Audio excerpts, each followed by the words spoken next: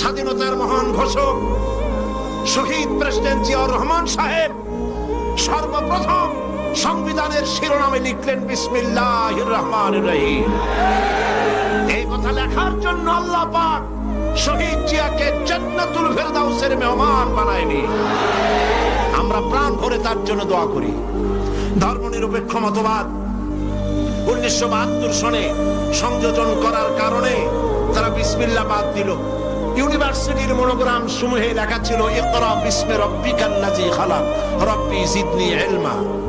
তদানীন্তন সরকার কোরআনের এই আয়াতগুলি বরদাস্ত করতে পারে নাই, এই আয়াতগুলি তারা বাদ দিয়েছিল। মনে আছেন আপনাদের? সেখানে ক খ গ ঘ ও তারা লিখেছিল রব্বি জিদনি ইলমা।